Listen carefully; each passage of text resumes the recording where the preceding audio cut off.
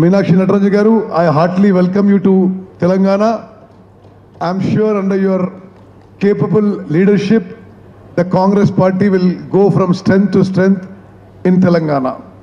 Meenakshi Natarajan garu gunchi oka nimisham nenu నాకు తెలిసిన విషయాలు మీకు పరిచయం చేస్తా. వారు NSUI లో అఖిల భారత మరి కాంగ్రెస్ NSUI అధ్యక్షులుగా ఉన్నారు. యూత్ కాంగ్రెస్ లో జాతీయ స్థాయిలో మధ్యప్రదేశ్ స్థాయిలో కీలక పాత్ర పోషించారు. పార్లమెంట్ మెంబర్గా ఉన్నారు. అఖిల భారత పంచాయతీరాజ్ సంఘటన జాతీయ అధ్యక్షులుగా ఉన్నారు. ఆ క్రమంగా అప్పుడు నేను PCC అధ్యక్షునిగా ఉన్నప్పుడు ఆ తర్వాత కూడా వారు తెలంగాణలో పాదయాత్ర నిర్వహించారు. అదేవిధంగా పంచాయతీరాజ్ సంఘటన కార్యక్రమాలు అనేకం నిర్వహించడం జరిగింది. వారు నీతి నిజాయితీకి మారుపేరు. వారి గాంధీయన్ ఆలోచన, ఐడియాలజీ, సింప్లిసిటీ దేశవ్యాప్తంగా కూడా దానికి వారు ప్రసిద్ధిగాంచిందని చెప్పి నేను మనవి చేస్తున్నా.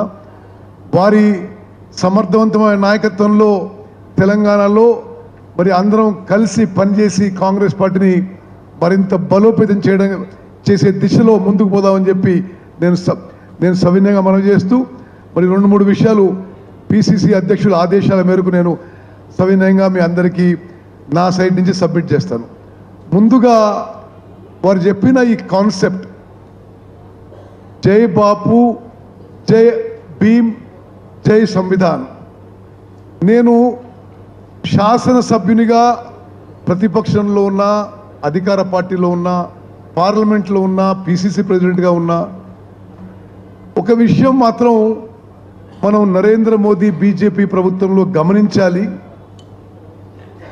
స్వాతంత్రం కోసం పోరాడిన కాంగ్రెస్ పార్టీ, భారతదేశానికి ఈ స్థాయిలో తీసుకొచ్చిన కాంగ్రెస్ పార్టీ ప్రజాస్వామ్య విలువలు కాపాడడానికి కింది స్థాయి నుంచి గ్రామ పంచాయతీ నుంచి పార్లమెంట్ వరకు నిరంతరం పోరాటం చేసింది.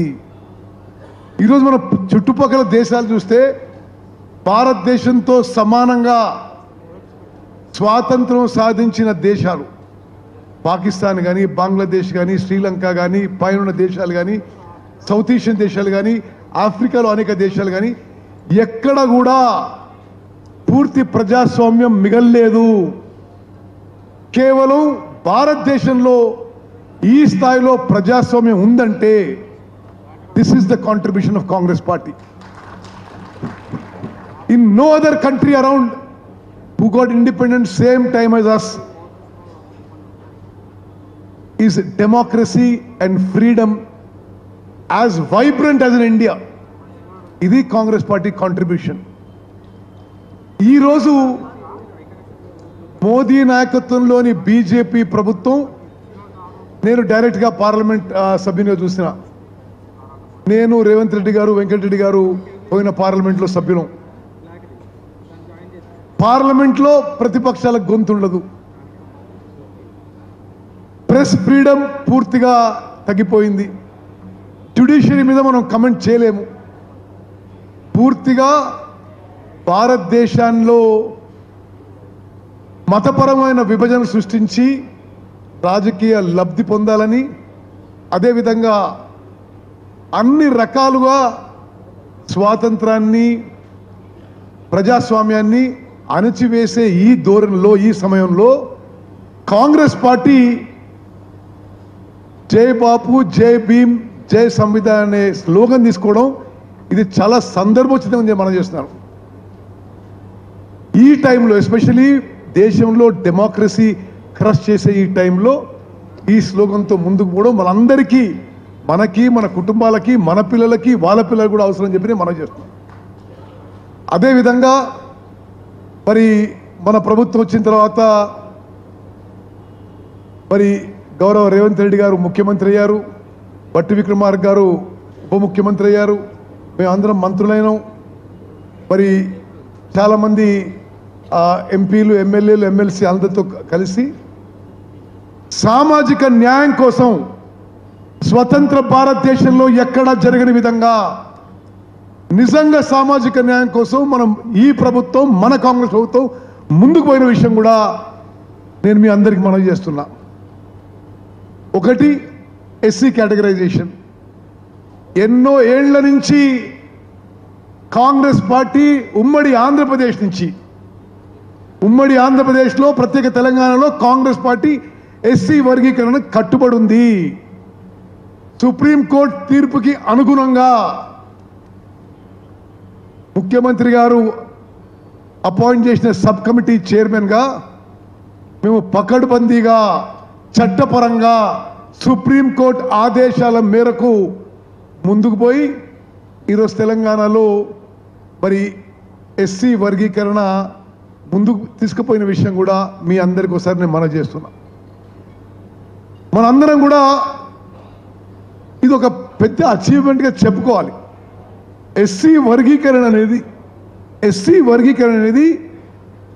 నేను ఇప్పుడు 30 ఏళ్ళైంది మొదటిసారి ఎమ్మెల్యేగా కలిసి. 30 ఏళ్ల పాటు ఈ స్లోగన్ నేను వింటూనే ఉన్నా. ఎస్సీ కేటగరైజేషన్ గురించి ఏ ప్రభుత్వం వచ్చినా, ఏ పార్టీ అధికారంలో ఉన్నా, అన్ని పార్టీలు కూడా ఎస్సీ వర్గీకరణ అంటే కానీ ఎవరు చేయరు. మనం వచ్చినాక ఈ ఎస్సీ వర్గీకరణ చేసిన విషయం కూడా మనం గర్వంగా చెప్పుకోవాలి. It is universally accepted. దాంట్లో ఎవరికి అన్యాయం జరగడం లేదు. దాంట్లో కూడా చాలా సైంటిఫిక్గా, చాలా రాషనల్గా జస్టిస్ షమీమ్ అఖ్తర్ని 1 మ్యాన్ జ్యుడిషియల్ కమిషన్ అపాయింట్ చేసి వారి ద్వారా వారిచ్చిన రిపోర్టు, ఆ ఇచ్చిన రిపోర్ట్లో నేను సబ్ కమిటీ చైర్మన్గా మనవి చేస్తున్నా. జస్టిస్ షమీమ్ అఖ్తర్ ఇచ్చిన రిపోర్ట్లో ఒక్క అక్షరం, ఒక్క వర్డ్ కూడా మరి ముఖ్యమంత్రి గారు కానీ ఉప ముఖ్యమంత్రి గారు కానీ క్యాబినెట్లో మార్చకుండా అది శాసనసభలో ప్రవేశపెట్టి యాక్సెప్ట్ చేయించినము. అదేవిధంగా బీసీ కులగణనపై కూడా స్వతంత్ర భారతదేశంలో బీసీ కులగణన ఎవరూ చేయలేదు. The last known caste census was in 1931. తెలంగాణలో బీసీ క్యాస్ట్ సర్వే మీకు సంఖ్య చెప్పాలి.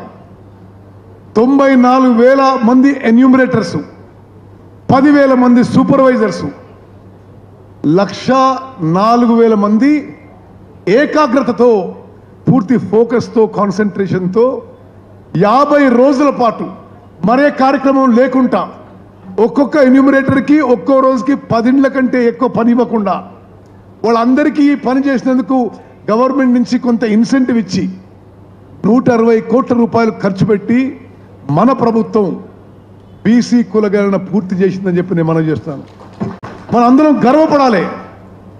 కాంగ్రెస్ పార్టీ మూల సిద్ధాంతాలు ఇంక్లూజివ్ గ్రోత్, సోషల్ జస్టిస్. బయట ఎవరు ఏమి విమర్శించినా నేను మీకు ఈరోజు చెప్తున్నా, ఆ బీసీ క్యాస్ట్ సర్వే కూడా నేను క్యాబినెట్ సబ్ కమిటీ చైర్మన్గా చాలా పకడ్బందీగా చేయడం జరిగింది. ఈ దేశంలో ఎన్నడూ ఎక్కడ ఈ విధంగా చేయలేదు. ఆ అంకెలు కానీ, ఆ పర్సంటేజ్లు కానీ, ఎవరో పనికిరాడు ఏదో పిచ్చి పిచ్చిగా మాట్లాడతాడు. ఆ రికార్డులో ఏమీ తేడా ఉండదు. ఒక 16 లక్షల మంది అందులో పాల్గొనలేదు. సరే, వాళ్ళ ఇంట్లో లేరో, వాళ్ళకి ఇష్టం లేదో, కేసీఆర్ కుటుంబ సభ్యులు ఎవరు పాల్గొనలేదు. మరి వాళ్ళు కూడా సామాజిక న్యాయం కూడా మాట్లాడితే ఎట్లా?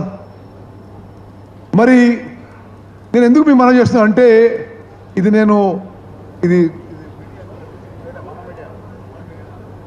సరే నేను ఎందుకు అంటున్నా అంటే, ప్రతిపక్షాలు చేసే విమర్శలకి ఆ అంకెల మీద, ఆ పర్సంటేజ్ మీద మనం